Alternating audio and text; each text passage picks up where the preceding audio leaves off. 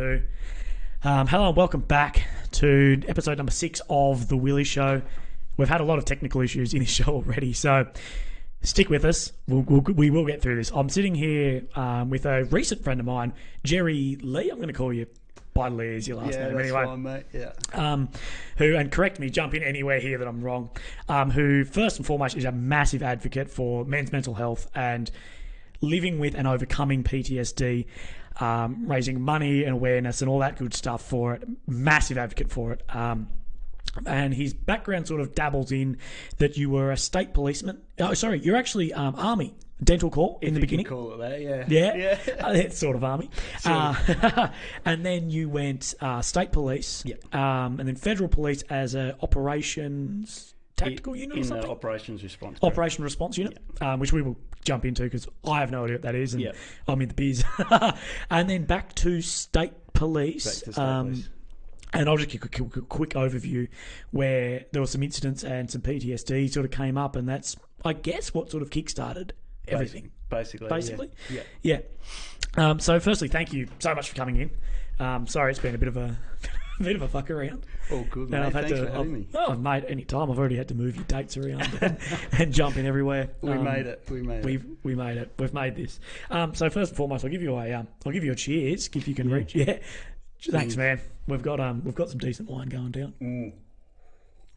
Oh, I'm going to need that after tonight. after my heart rate's about fucking 800 after being like, this isn't working. Just slightly flustered when I walked through the door. Yeah, you walked in and I'm just like literally hands in my hair, just like, fuck. Like, what's up, man? I'm like, don't ask. Oh, God. So we'll start off from sort of the beginning of, I guess, your military-esque career. Yeah. So what made you join the Army and how old were you at the time?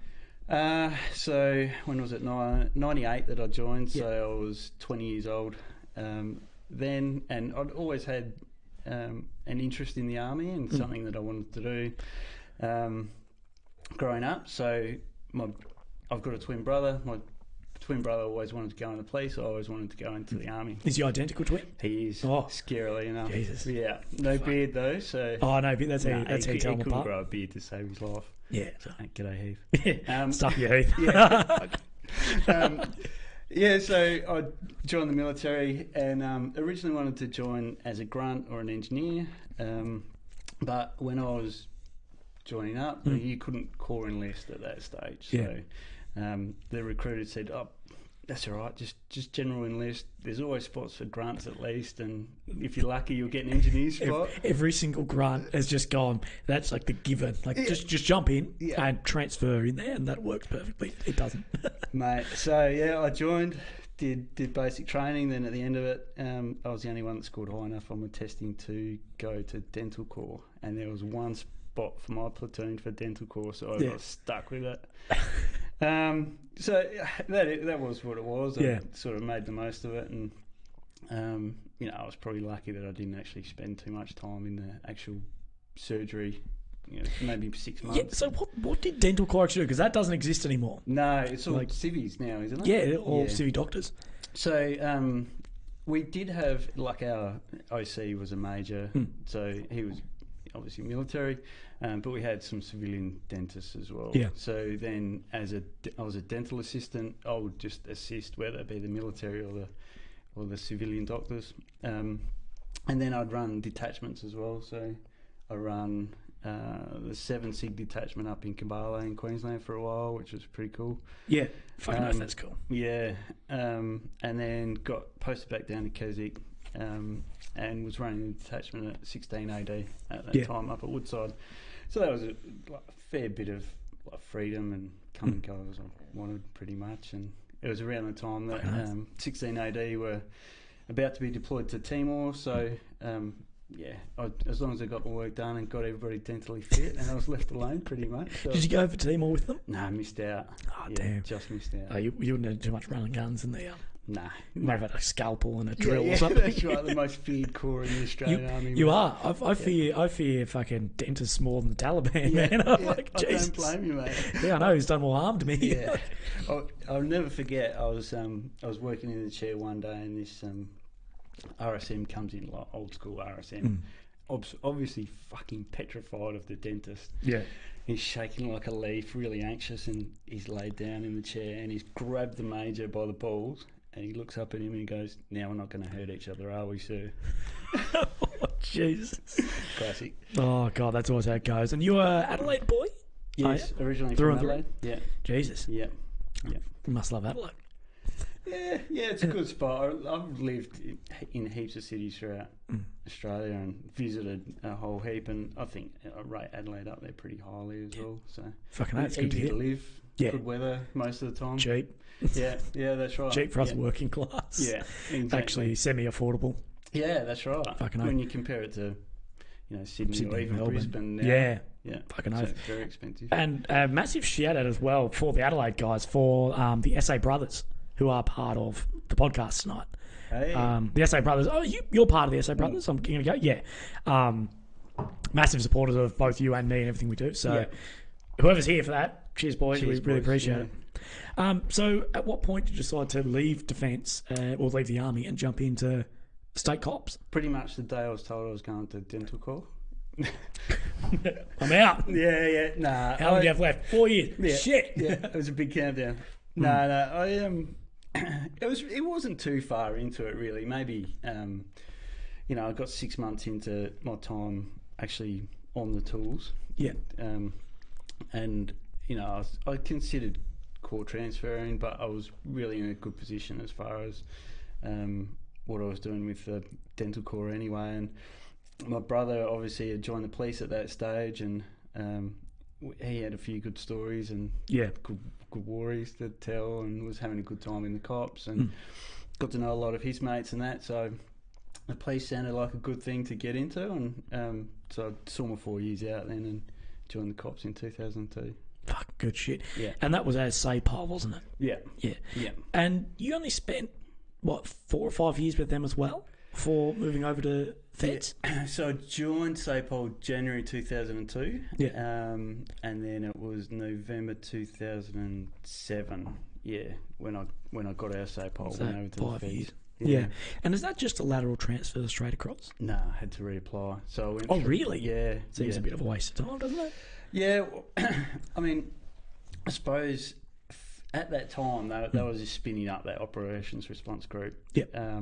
And so they needed a whole heap of people from state police that didn't have enough numbers within AFP to spin that up, or enough quality applicants. So they poached people from the state police, and I suppose as a check to make sure that they're not getting absolute offal, they had to do complete retesting of everybody. And yeah, there might be a reason they're getting our state police. So that's why they just don't laterally transfer, I guess. It's like, well, is there a reason you're not hanging around us? Like, are you just a sack? Yeah. Fuck. And how did you find the transfer across? Is it more or less challenging, or just different? It was just different, I suppose, because it was a different role that I was going into as well. So it wasn't just your typical aptitude testing and interview. I had to do a 2-day selection course as well, which is very similar to what Star Group have to do, except shorter, more condensed. But apart from that, it wasn't difficult. Panel interview and whatnot. Yeah. And then basic skills course. So in your, just digressing a little bit, in your first stint in the police, that 5 years in state cops, in SAPOL, what did you end up doing in that? Were you just like see, I'm not very over the cops, because it seems like, hang on, how do you have two rank structures, but they're both just to promote? Like, you have you have a captain and a sergeant, and they can be the same. You're like, what the fuck? So what did you actually end up doing? So after graduation, I went straight out to Elizabeth Patrols, out north. Yeah. So you wouldn't have seen anything out there. Elizabeth's pretty calm. Yeah. Like Nord. Yeah. No, it was good. It was a steep learning curve. That was an area that I wanted to go to, just for that very reason. Good fun out there, good bunch of people. Yeah. On the road for a couple of years there, and then I went into the they call them the tactical teams, but it's not tactical like you might know as tactical. It's just basically tactical. You're tactically targeting crooks rather than a tactical police tactical group or anything like that. So it's and really what sort proactive. Of aspect, is there specifics you're targeting for drugs or for? Yeah, so I was originally part of the volume crime section. So that was like house break-ins, car thefts, and breaking into cars and stuff like that. And then I went into what was Operation Mantle, it was called back then. So targeting street-level drug dealers. Yeah, which was cool. That was probably one of my favourite times in the cops. Yeah, and did you have any like big drug butts? I've had a few. Yeah. I mean, nothing compared to what squads and stuff are getting. And if we had a big one, it was generally by luck more than good management, to be honest. But we'll call it good management. Yeah, that's right. It was all your skills. Yeah. Us, so. Just like you fixing the. Oh, jeez, yeah, fucking no idea what I'm doing. I'm just like clicking shit like that. Looks like a hazard symbol. Yeah. Let's just delete that. There's some warning up here. We'll just get rid of it. Yeah, fuck it. Yeah. Let's go. No, that's good shit. So you finally moved across to the AFP. Yep. So you've got through your training, you've done your selection. Yep. And then where you're off to after that? 14 weeks of skills training in Canberra. Yeah. So that was just on the weapons and basic tactics. Some public order training as well. So our role was responding to civil disorder and riots in overseas locations at short notice. Yep. And then we had a role nationally and locally as well. So basically, riot control with a lethal element, which is good fun. So from there, then I was meant to go to Brisbane. We're on a period of stand down between our skills course and going up to Brisbane. But then East Timor happened about a day into my stand down, and we got called back to go over to East Timor. Yeah. And what was that incident that happened in Timor?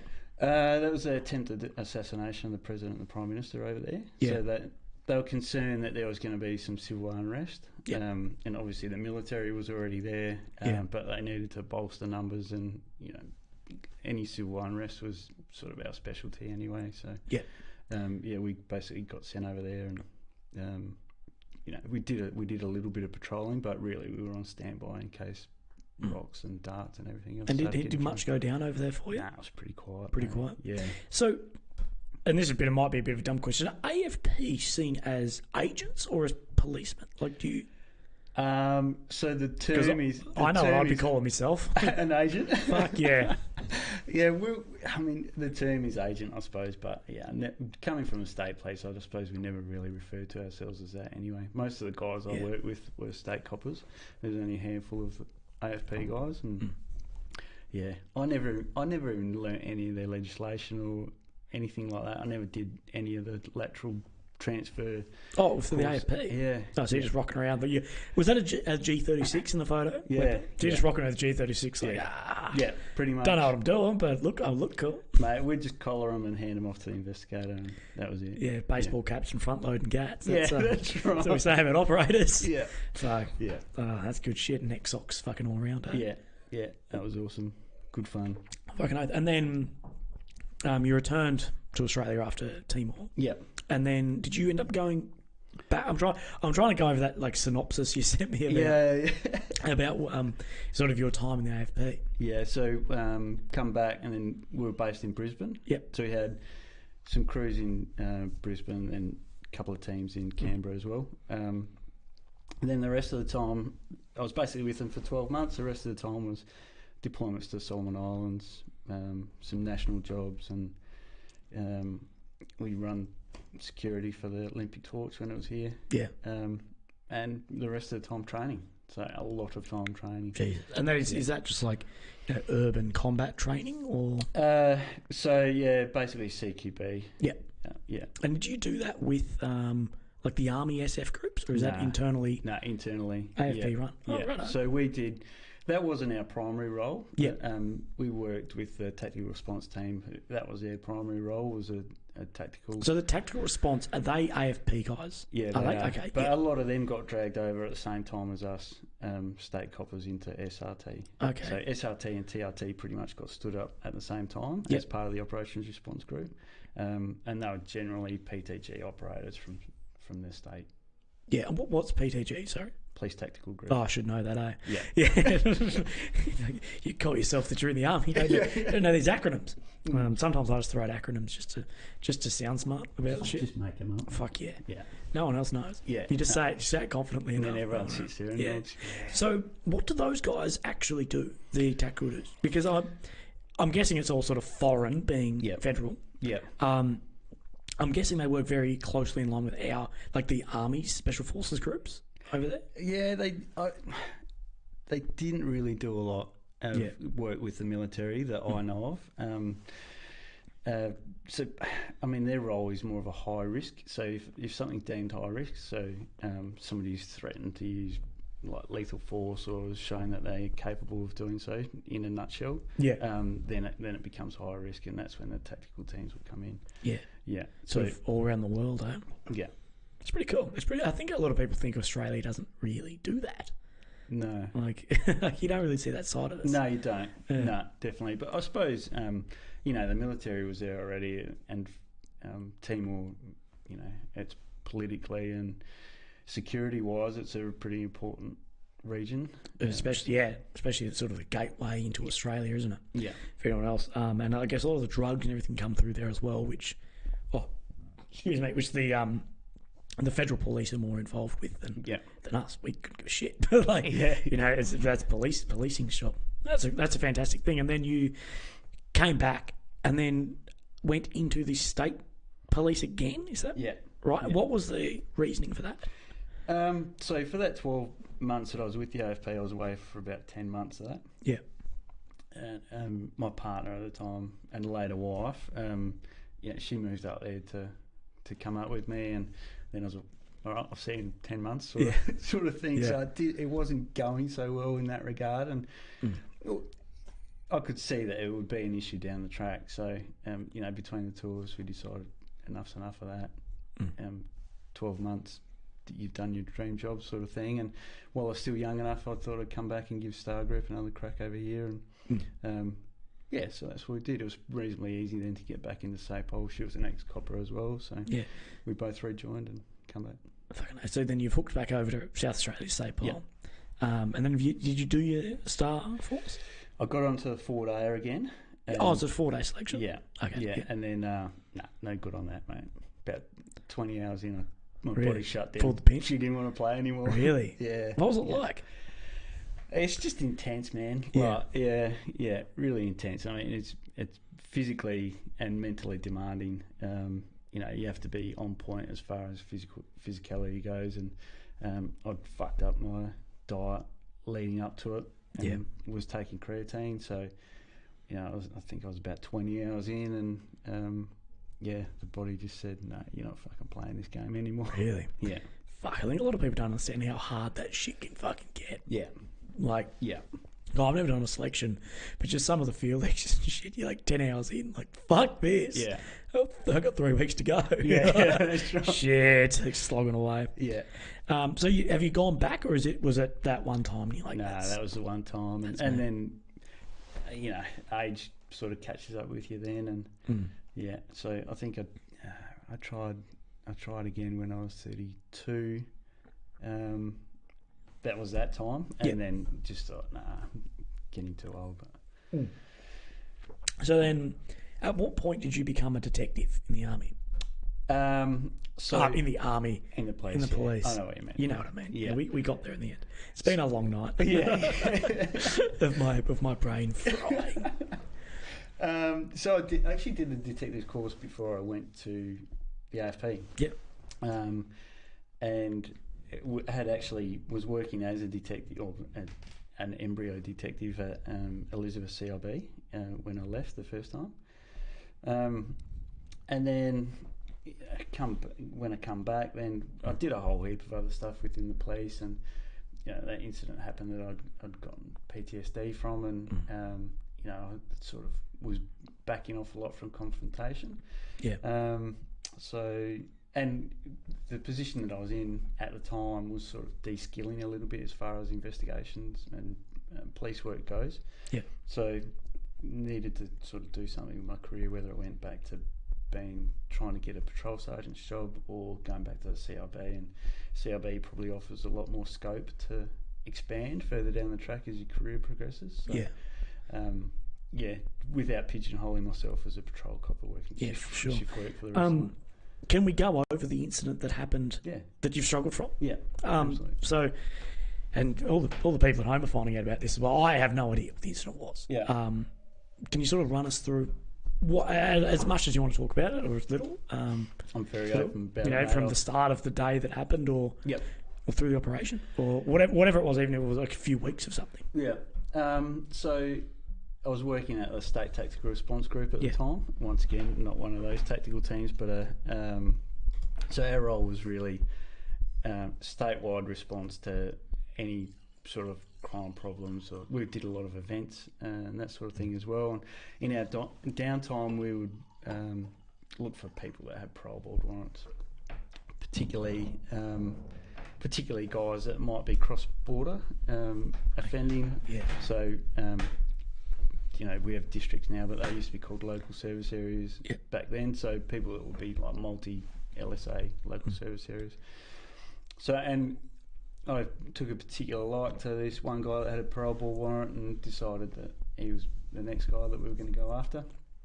And he's a particularly bad guy. He'd had some sieges with Starries and been locked up with a gun that he tried to pull on him at one stage, and barricaded himself in a shop and taking people hostage and all that sort of thing. So, me being me, that's a bit of a challenge. So, that's your boy. Yeah, that's it. That's the one. That's who you're going for. Yeah. Rush hour shit. Yeah, exactly. So, the day that it happened, it was a particularly no different than normal. There was only 3 of us on my team on that day, so I just did a little bit of intel work, picked a few sort of addresses that I wanted to go to, and one particular address was just a very loose associate that had once dropped him some tobacco or cigarettes or something at the cells one time. So it was really just an intel gathering thing that we were going to go there, and something that we could do with just the 3 of us, not even thinking that he would be there.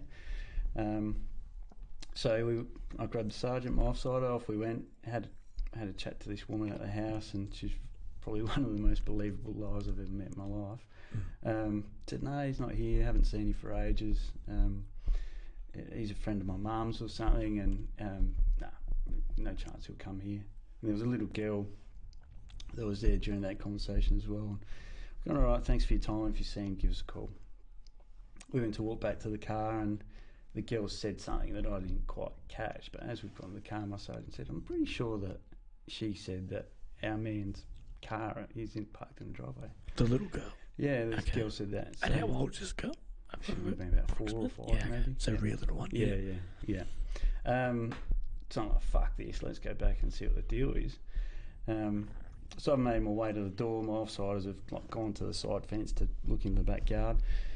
About to knock on the door, and my mates yelled out, we fucking got runners. So I'm like, yeah, shit, we're on here. So gone through, burst through the house, out the back door. He's jumped over the back fence, and I wasn't sure who it was at that stage. So I've gone off after, looked around, couldn't see him, went underneath the carport of the house, and it was like a double sort of carport attached to the side of the house, and turned around, and there he fucking was, crouched down next to the dog kennel. And in the fucking carport. In the carport. Pretty fucking close quarters shit at that point. Yeah. And as it was, I'd sort of moved into the carport too far before I'd seen him, so I was sort of, he was between me and my exit, put it that way. So I was up against the roller door and the house in that sort of corner. You'd Indiana Jones sit in the fucking door. Pretty much. And fucked it.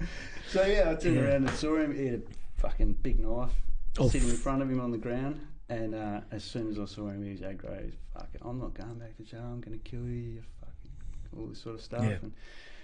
And because of the previous info that he had guns and all that sort of stuff, I've drawn on him. Yep. Tactical communications, that sort of stuff. Yeah, completely within your rights to do so. Fucking oath. And he was also holding his hand, like I could see the knife that was on the ground, but he was also holding his hand like he had a blade running down his forearm. And he's just jumped up and run at me when I had my gun out, and still holding his hand like he had a knife, but his other hand he's just coming at my gun. And I'm guessing too, you're in a garage. It's like the visibility isn't fucking brilliant. No. I'm guessing anyway. Like I wouldn't turn the lights off as I went in if I was a criminal. No. Yeah, so of course your your sort of awareness of what he has, what he's doing, is pretty blurred at this point. That's right. But you know, it's amazing what goes through your mind in those sorts of scenarios. And you know, everything happened in slow motion, and so full risk assessment, mate. I remember seeing front page headlines: cop shoots unarmed man. Because I'm thinking, fuck, has he got a knife or has he not got a knife? Yeah. Am I justified in doing this? And luckily I didn't pull the trigger. I just gave him a bit of a kick to the knee, and enough for him to sort of get the idea that he wasn't going to get the gun. Yeah. And enough for me to get it back in a holster, thank God. And then he's tried to get in the house. Luckily, the guy whose house it was watching and saw what was happening, so he's locked the door. By this stage, my mates come around, and we're just basically yelling at him, and he's still yelling back at us, all sorts of telling us what he thought of us. Yeah. He's made a bolt for the fence to try and jump it, but he was a big fat bastard, so he struggled a little bit to get over, and so I've gone to grab him. He's swung his hand around with one that I thought might have been holding a knife, like he's going to have a crack at me, either punch me or stab me or something. So my mates let go of the taser and lit him up. Yep. He rode the lightning for 5 seconds, and because where he was though, he sort of fell back and was sort of stuck in the corner. Cheers, mate. No, you're up. Stuck in the corner of the fence, and as soon as the taser stopped, he's ripped the barbs out and just run at my mate. Knocked the taser out of his hand, and it was on. On for young and old. You mean like hand to hand on? Yep. Yeah.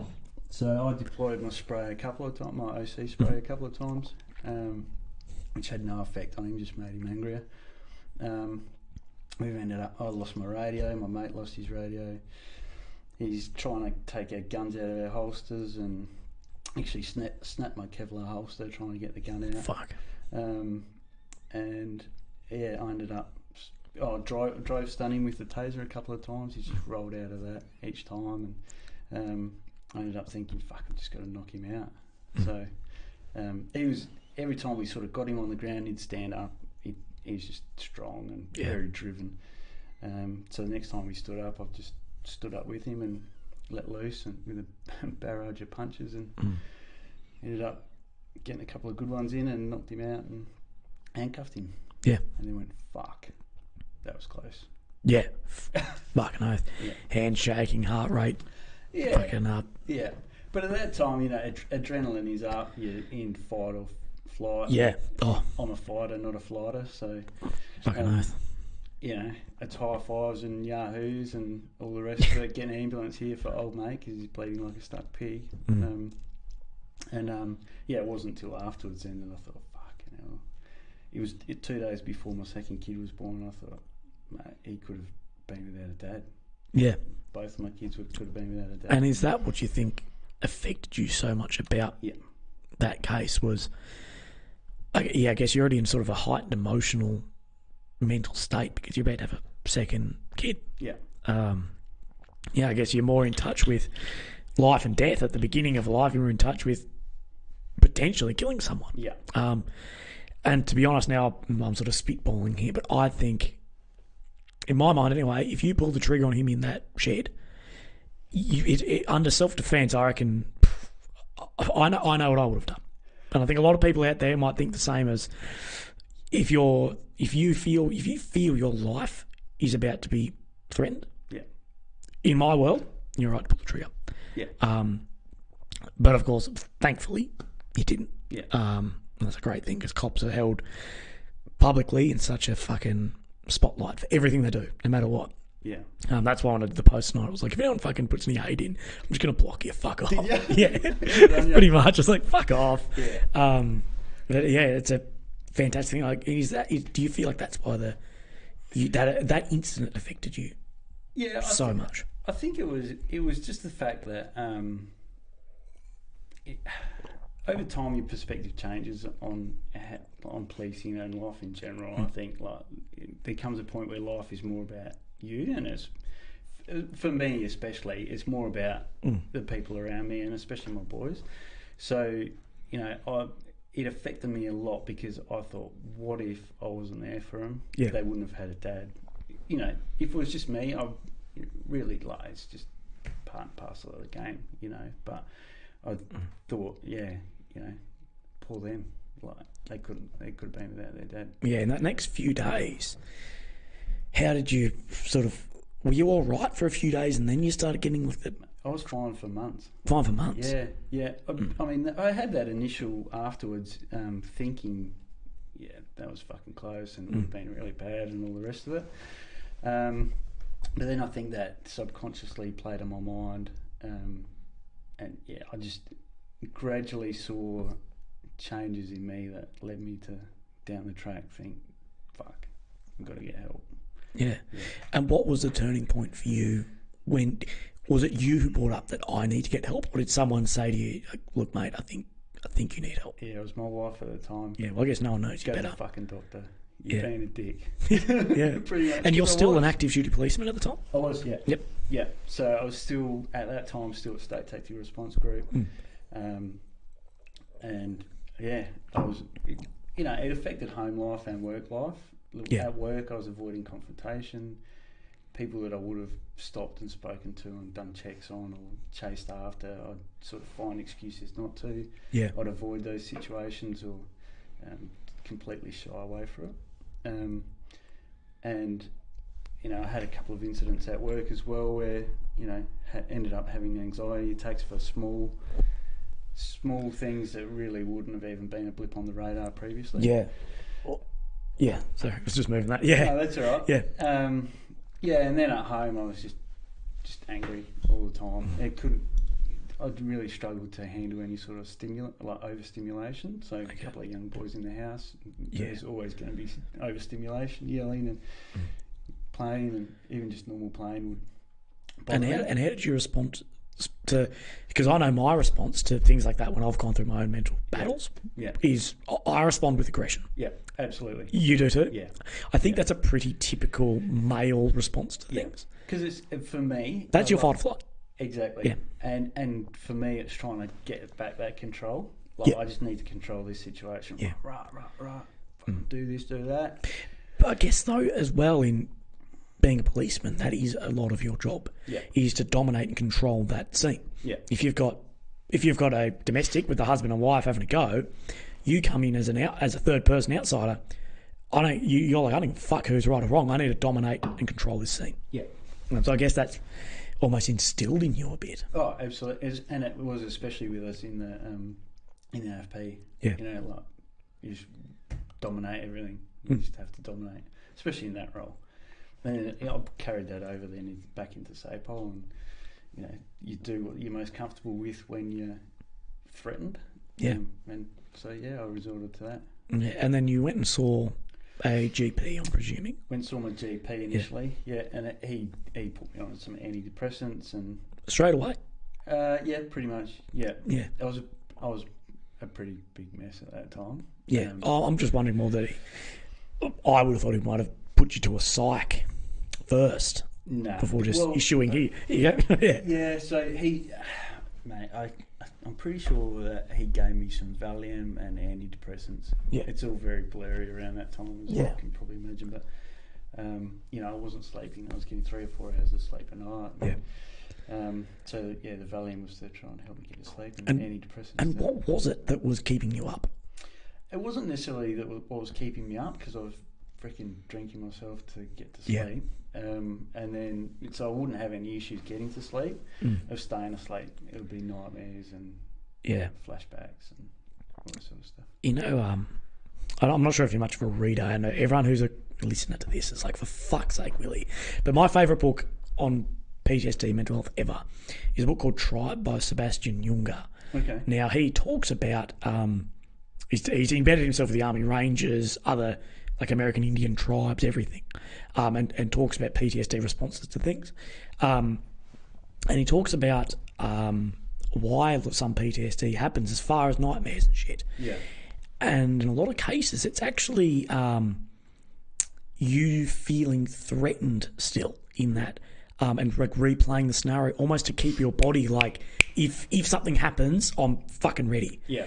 And then it also replays out almost scenarios in what you could have done differently. Yeah. Almost like watching a Netflix series where you can end in 5 different ways. That you redream.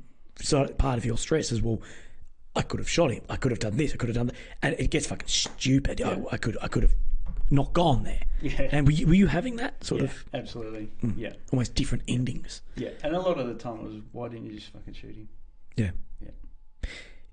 Do you think, looking back, that if you'd just shot him, you went under that door, he had a knife, he lunged at you, and you pulled the trigger, and it's done. Do you think you would have responded better to that, or is that a very hard question? It's a good question. Yeah. It's a very hard question to answer, though. I think pulling the trigger has a whole new set of parameters to it and considerations that, as far as post-incident investigations and how you managed then would be completely different as well. As far as, after that I didn't receive any counselling from SAPOL. Not that I sought it out either. Like, I'm definitely not blaming SAPOL for that, but I've never been involved in a police shooting, but I'm assuming that post-police involved shooting, there's mandatory debriefs as far as your mental health would go, and that might have been something that helped me at the time. But it's difficult to really answer that question. Yeah. Looking back on that, are you comfortable in your mind that you did the right thing? Yeah. And have you found that a bit of a guidance thing for your PTSD mental struggle, that in your sort of conscious mind, leave the unconscious mind dreaming out of this, but like that, well, no, I did do the right thing. I think when I was able to sort of rationalise it down, more, because there was a point where I got really irrational about it. Yep. When I was able to sit down and rationally think about it, absolutely. Because I felt guilty about it as well, on a whole heap of different levels. And rationally thinking, then to be able to sit down and think about different sort of scenarios that could have played out, and if I have taken different options at the time, I'm quite happy with the result. And my actions at the time. Yeah, sure. Fucking oath. Yeah. Because at the end of the day, everyone's still alive. Yeah. Even the crook. Yeah. I mean, there was a reason why he responded the way that he did, whether it was good or bad, what he did.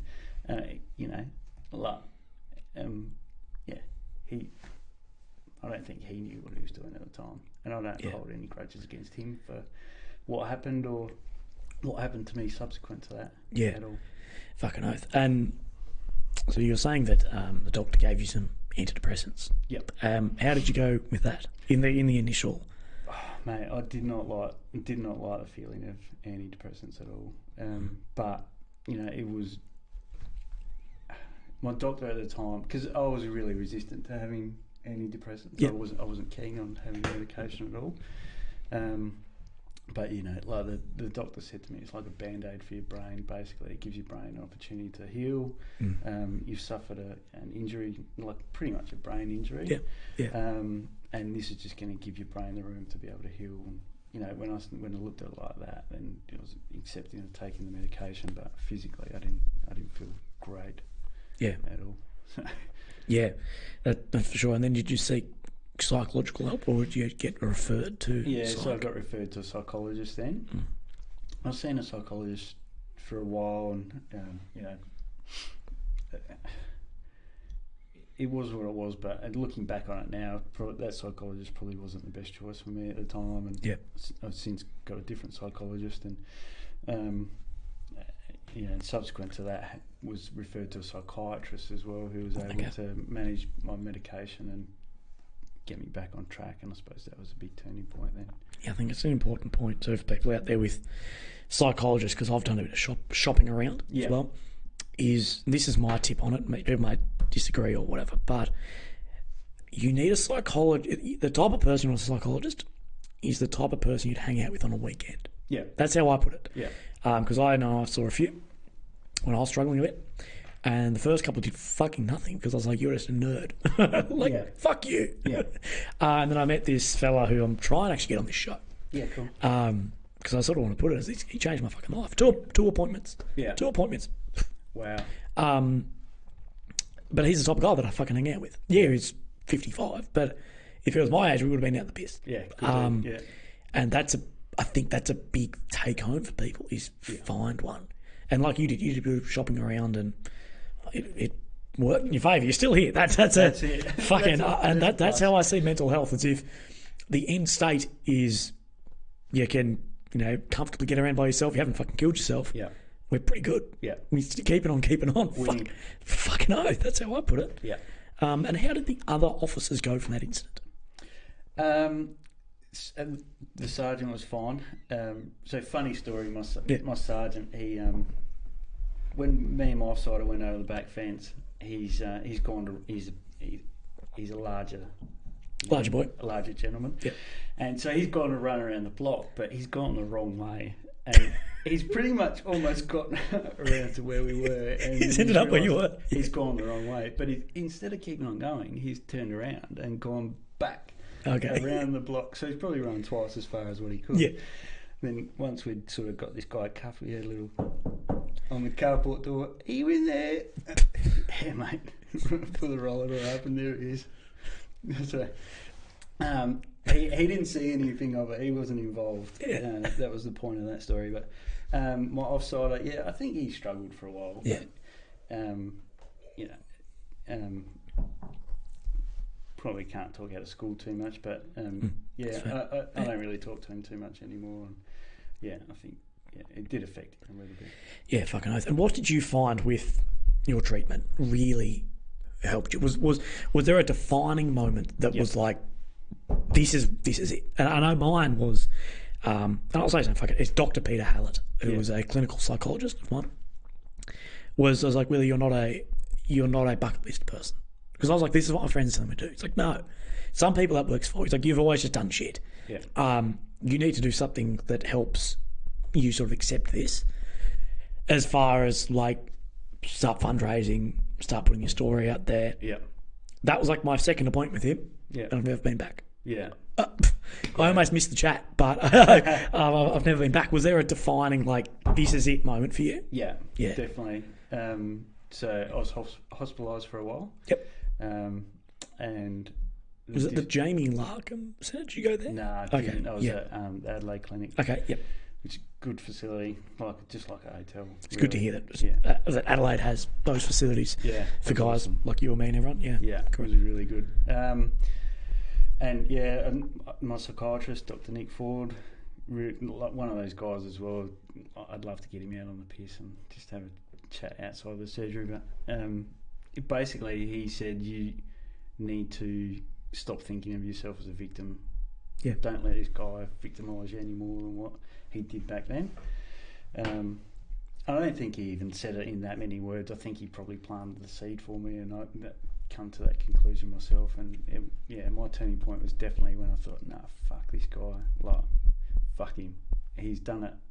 He had a minute of my time where he victimised me. I'm not going to let him victimise me for the rest of my life. Yeah. And then decided that was a line in the sand.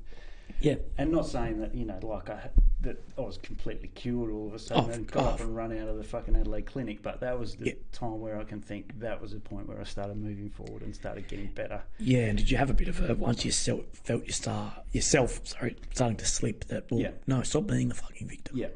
Yeah. And do you think that is a common prevalence through our sort of society with mental health, is playing a victim card to things? Yeah, I think everyone's situation is different, but I've definitely seen it in other people, definitely. Because I think a lot of people, especially now, with safe space shit, it's almost easier to play the victim card than to get better. Yeah. And I know I say that a bit about mental health is, yes, like it's okay not to be okay. That's fine. It is completely fine not to be okay. Yeah. But it is just as fine to be okay as well. Yeah. It is okay to not be okay and then get better. Yeah. The end goal of this is to get better, not to plateau where you are not okay. Yeah.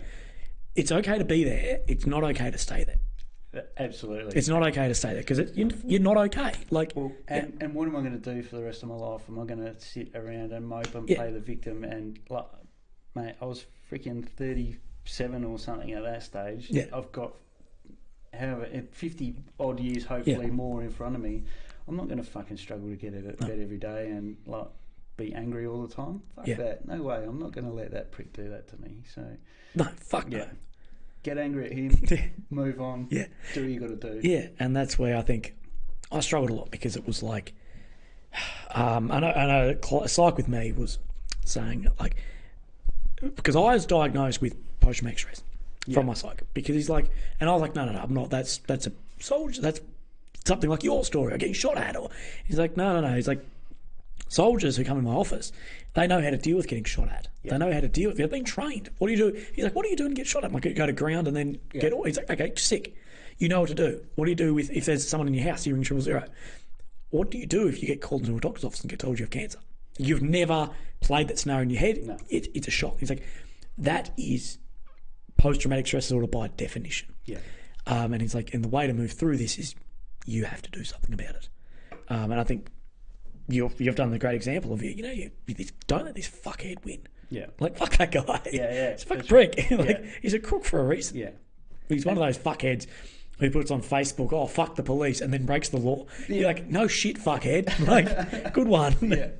Yeah. Or somebody that says, I just got done speeding again. Fuck the police.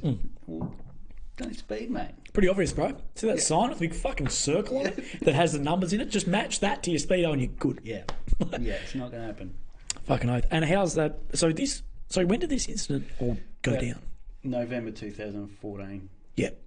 And so that's been 5 years. Close to 5 years, yeah. When did shit start going better for you in this? To give it a bit of a time frame. Or maybe when did it start going down and when was that sort of point where it started getting better? So I went off of work in October 2016. Yeah. So that was 2 years prior, I guess. Or 2 years after, 2 years after, yeah. Yeah, I was... like I said before, I was gradually getting worse over time, and to the point where I just couldn't ignore it anymore. I had that wake-up call from my wife at the time, and even when I was seeing a psychologist and on antidepressants, things still got worse, and ended up going off work and hospitalised. And then it wasn't till I was hospitalised January 2017. Yep. Had that turning point. I think I was in hospital for 4 or 6 weeks or something like that. And would you say that's your sort of rock bottom of this? Is that when you were like... Mate, my rock bottom was tying a noose and getting ready to hang myself at my folks' house. And did that happen? So that... Yeah. And what brought you down from that? Well, funny, the first thing I thought was if I fucking hang myself here, my parents aren't going to get what they should get for the house if they were to sell it. I could have met, like I thought, they're not going to want to live here. They're going to have to fucking sell the house, and nobody's going to want to buy it after somebody's hung himself in the bloody outdoor entertaining area. Oh, Jesus. So, but then that also gave me the space then to think. I was so worried about this guy killing me previously, but now I'm going to fucking do it myself. Yeah.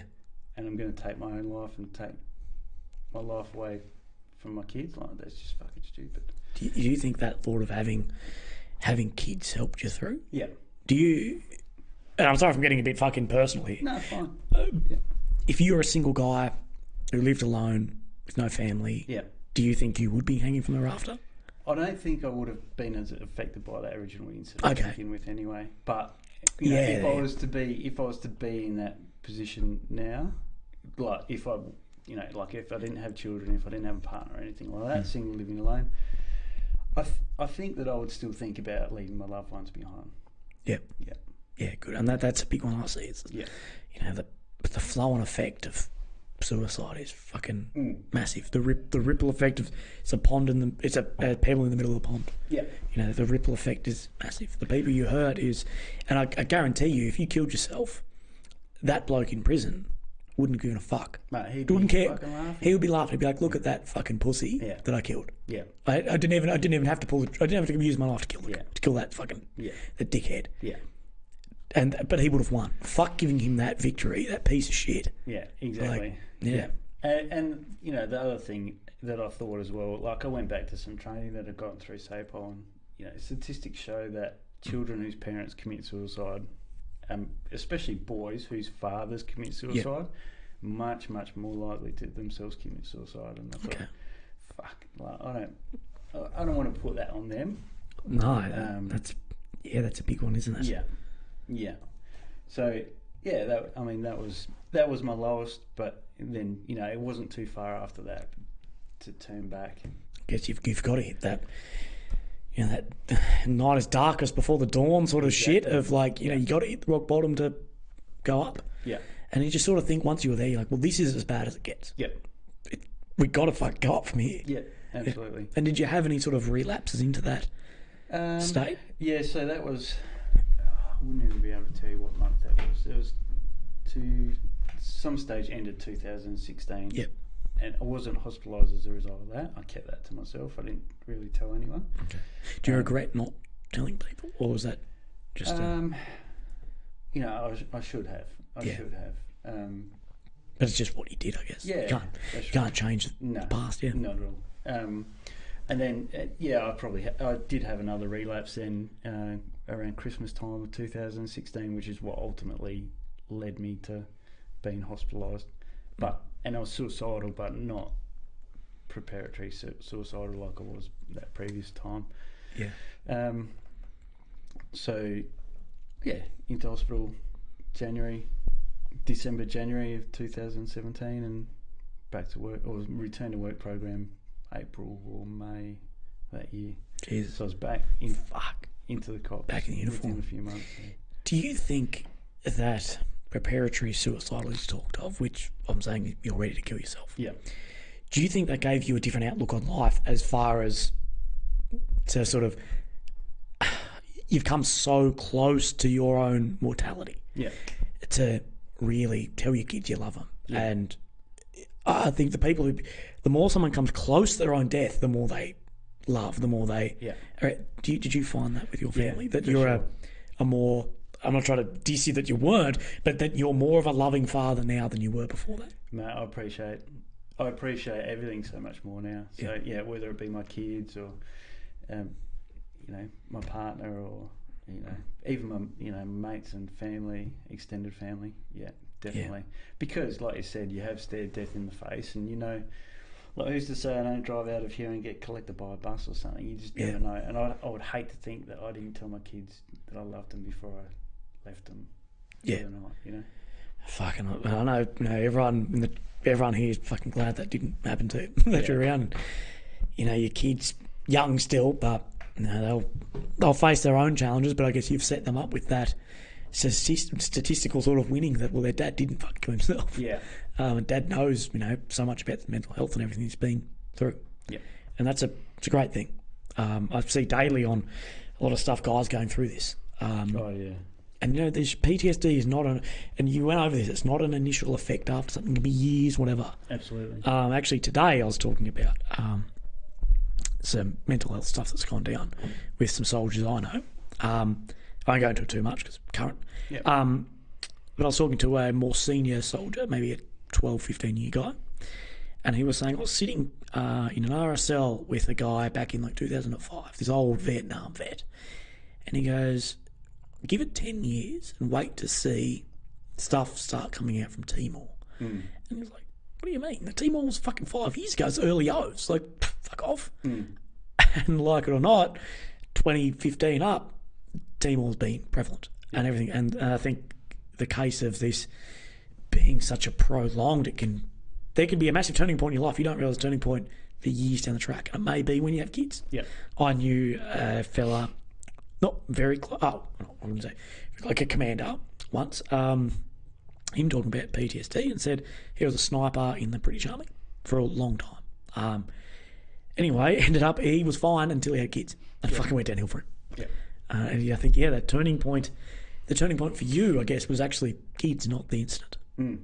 Yeah. Yeah. Absolutely. Was coming close to your own mortality and not realising. Yeah. I wonder if guys like Travis Pastrana has kids and looks back and goes, "Fuck, that double backflip was dumb, eh? What was I doing? Shit, fuck, Jesus." And they're back in uniform. This is one of the big things I wanted to touch on, because I think I'm going through that currently. Yeah. Different battle altogether. Yeah. But getting back, because I'm full time back at work now. That's awesome. And it's not the easiest thing coming off something like this. And you were off work for 3 or 4 years, was it? No, I was off work for 6 months. Jesus. 6 months. Fuck, I was calling you soft. 3 or 4 years. And what was it like coming back into the blue? No issue. I didn't Really? find any issues at all. Probably the only issue was with me. Yeah. And thinking what people might have thought. Or, yeah. But a big thing for me, like right from the beginning, was that I was never going to hide anything about what was happening. Yeah. Or why I was off work. I remember within, I think it was hours, it was at least the same day that I went off of work, texting my mates on a group chat and saying, just letting you know, you're probably going to hear some shit around work about what's happened, but this is what's going on. And the reason for that, I suppose, is that rumour and innuendo is worse than anything in any job, and particularly more so in the police, I think. It's probably in the military too. Yeah. We call it the digger net. Yeah, exactly. And we call it the Sapole rumour mill. And, if people don't know the full truth, they'll fill in the blanks for themselves, and often the blanks are a lot worse than what the actual truth is. Yeah. So I thought, fuck it, I'm going to get on the front foot. I'm going to talk about it openly. And open, honest, yeah. Yeah, and another part of that as well was that if I can help somebody else by telling my story, and even when I was at my worst, if people were struggling, I'm willing to have a talk to them about it. And did you find that? Did you find because you were so open about it, people started coming up to you? Yeah, absolutely. And comfortable sharing it? I've always sort of prided myself on, being a good copper and somebody, like a copper that people feel safe working with, and I think I've got a reasonable amount of respect in the department, I hope. And people were approaching me and saying they never thought that it would be me that would be hit by PTSD or mental illness or anything like that. Yeah. So, it just opened those lines of communication for people to do that, thinking if it can hit Jerry, it can hit anyone. Yeah. And then going back into work, then people knew exactly what it was about. There wasn't whispers in the lunchroom and that sort of bullshit that you have to deal with, and really the only issue that I had to deal with, like I said, was in my own head. Yeah. I've actually had a new opinion on, because I hear a lot of stigma thrown around for mental health. Yeah. I tend to have pretty extroverted views on a lot of this shit. So a lot of people probably like, you're a prick. I'm interested to hear your view, because I have a theory on what you're going to say. Okay, so do we want to hear your theory first or mine? Send it.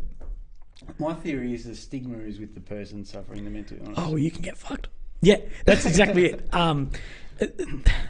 Mental health stigma in a modern society, I'm not saying it doesn't exist. It's not as prevalent as you think. No. It's you who holds every bit of stigma against it. Yeah. It's you. Yeah. If you walked into the lunchroom as a policeman and went, look, everyone, I'm fucking struggling. This is what's happened, blah, blah, blah. No one behind closed doors is going, Jerry's a pussy. No. It's not that at all. It's the stigma lies with you. There were no whispers behind you. It was, well, I'm guessing there's no whispers behind you, or very few. Yeah.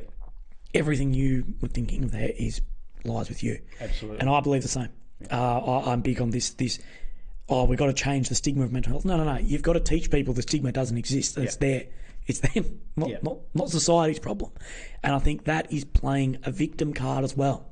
I think going, I would have spoken up, but the stigma my workplace holds, or the stigma my friends hold, My opinion is, get fucked. Yeah. No, this stigma you hold. Yeah.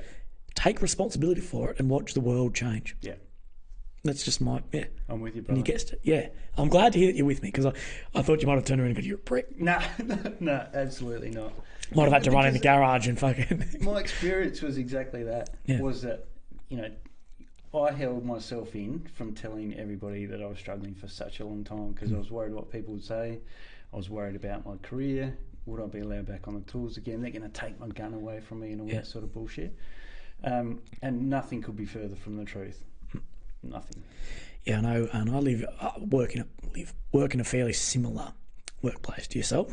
As far as you've got a clear rank structure, everything. I know when I was struggling, the rank structure couldn't have been further from existing. Everyone from the newest marching digger to my commanding officer at the time, it literally rank slides off in the office. Like, Willy, what's going on? Like, the fuck's wrong? They couldn't give a shit. They couldn't have cared if I walked in dressed like this into work, as long as I was all right. Yeah. At the end of the day, I remember putting at the end of the day, my rank is only to command. It doesn't mean I'm it doesn't mean I don't give a shit about guys. We're still blokes, but we're still people together. We're still in the green.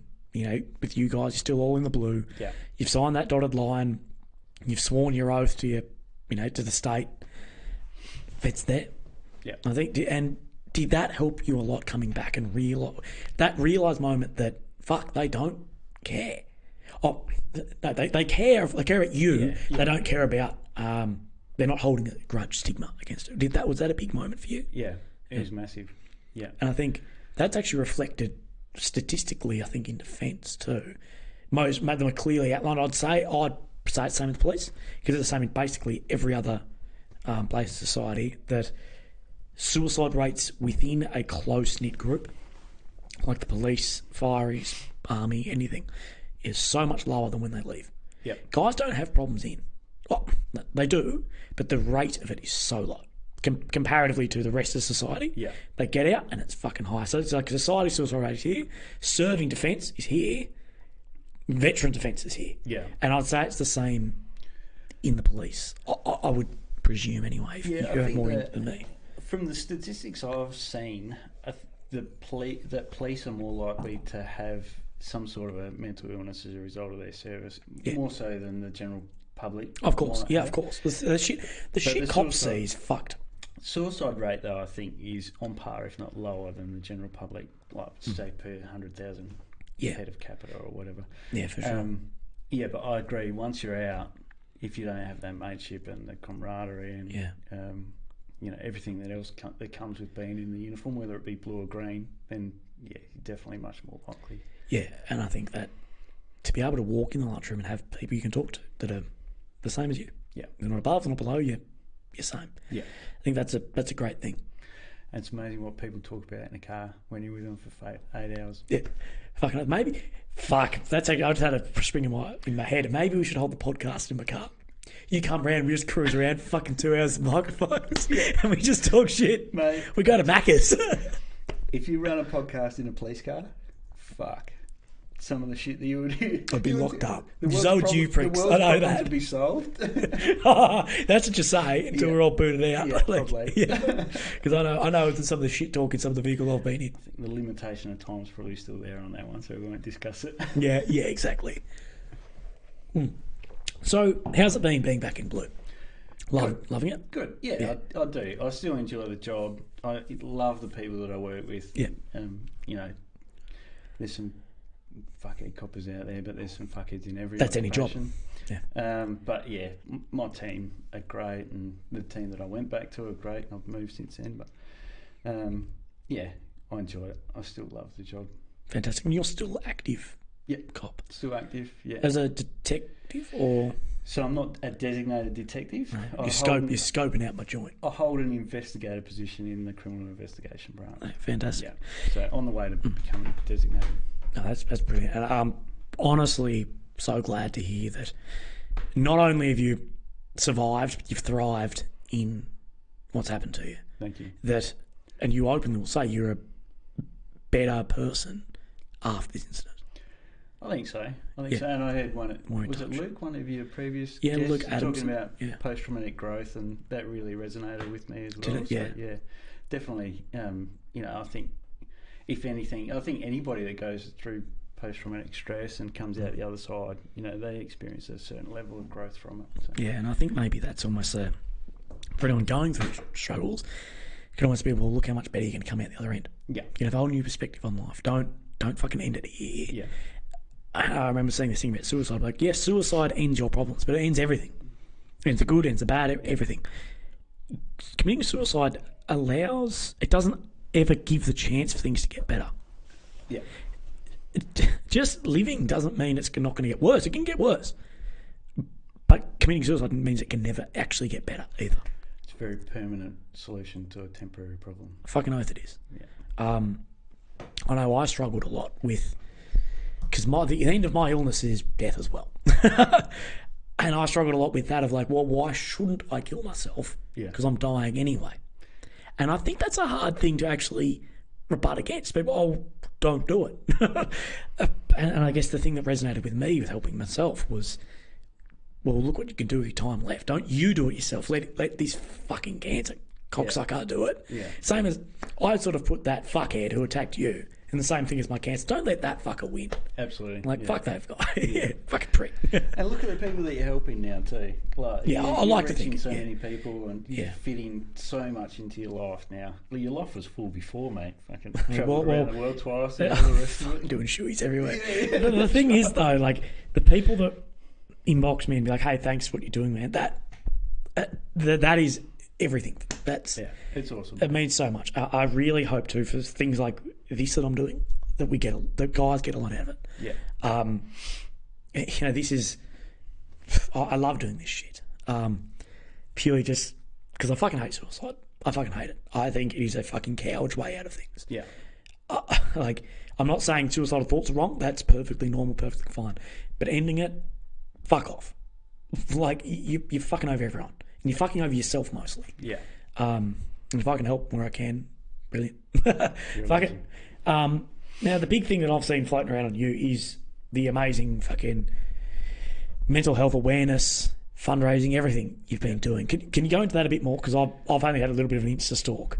Yeah. And you had no booty photos, so I'm like, fuck off. This is Instagram, man. I'm not about this shit.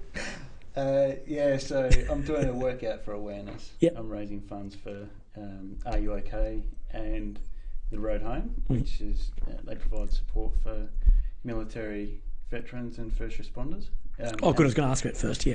So I did their STARE program with Dr. John Lane here, and that was a big thing for my recovery as well. So I suppose they played a big part, and Are You OK? Speaking out, having difficult conversations and all that sort of thing. I want to promote that as well, which is why I'm raising funds for them. But the big thing for me is to raise awareness of mental illness and suicide prevention. Yeah, I see, personally, I think awareness is big for mental health. Yeah. Funds is one thing. It's great to have centres like that, but awareness is the biggest. Where for cancer, it's flipped on its head, where I think, well, awareness is great. Yeah. Awareness doesn't give my scientists drugs to fucking do shit. Everyone knows about cancer. You just need the research to be able to cure and exactly. But what you're doing is brilliant. So what's the workout for what's it called? Sorry, Workout for Awareness. Workout for Awareness. When's that on? Starts 7:00 Friday morning. This coming in a Friday. day. Yeah. Fuck. Yeah. So what is the workout? So it's 48 hours of workouts all up. Over a 50. Did you invite me to a Facebook group of this? I may have. Okay. I don't know. Okay, I think are you going to different CrossFit gyms or something and doing workouts? That's right. Yeah. Are you? But did you know the guys from Run of the Mill Fitness? Yeah, Ricky. Yeah. Ricky? Yeah. Right, because he's on Monday actually on this show. Is he? I think. Yeah, I think he is. I'll be in traction watching Ricky. Yeah, good. Give you like fuck this prick. Yeah. Maybe to give you something to work out too. Yeah. So can people join in your workouts as you go?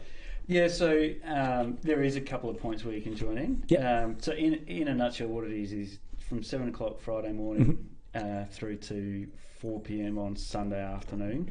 I'll be basically doing workouts through our Adelaide Metro gyms.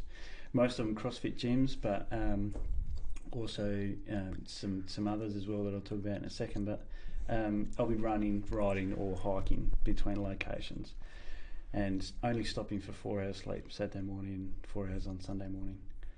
And then we'll finish up with a boot camp at 3 o'clock at Torrens Playground on Sunday afternoon. Jesus Christ. Yeah.